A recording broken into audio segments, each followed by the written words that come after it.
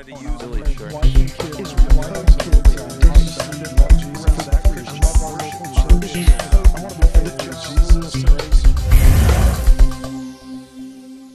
First, let's talk a bit about the gender gap in voting.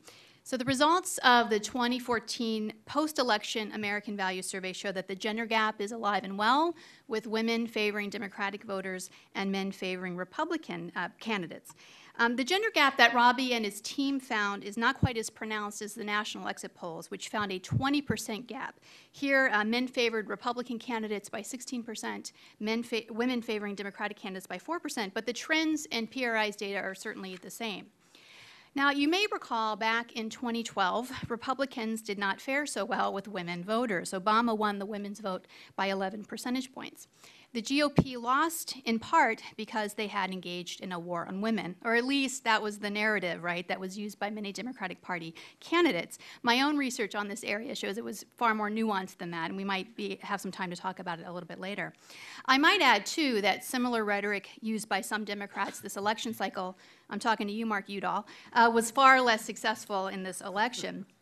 So despite the shellacking, and I guess that's the term we have to use now, right, the shellacking that the GOP took among women voters in 2012, the Republican Party was really able to mitigate some of its losses among women, losing the women's vote by just 4% this time around compared to 2012.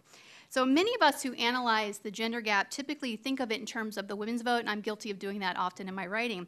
However, the gender gap really cuts both ways. I think the more interesting takeaway in this election is the male vote, and I think we need to start asking why it is that Democrats do so poorly with men. Here are just a few statistics I want to point out coming right from the survey research that Robbie presented. So just 36% of male voters approve of the way Barack Obama is handling his job as president. Just 36% of male voters believe that the Democratic Party, compared with the Republican Party, best shares their values. Just 37% of male voters believe the Democratic Party can be better described as the party that cares about people like you.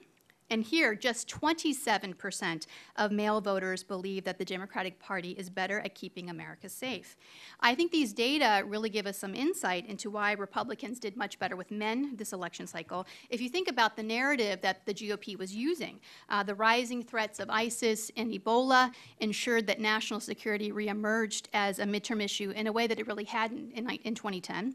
And the Republican candidates really hammered home this message in the last month, also on Fox News, of course, that the Obama administration was not effective and not up to the task of dealing with these national security concerns.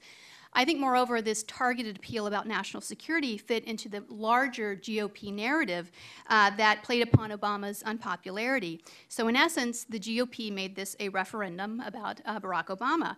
Historically, this is nothing new, right? Most of the time in midterm elections, some notable exceptions, but most of the time in recent history, the president's party tends to lose seats in Congress in a midterm election. Just anecdotally, I'll give you an example of some of this sort of campaign dialogue. So my husband was in Little Rock, Arkansas last month on a business trip, and he was watching the television news. And here, of course, you have Representative Tom Cotton, Republican, trying to unseat Democrat Mark Pryor. And so my husband basically said every ad was a picture of Mark Pryor next to Barack Obama in an unflattering way. And that was all that you needed to do in a state like Arkansas. And Cotton won by 17 percentage points, which is pretty remarkable, right?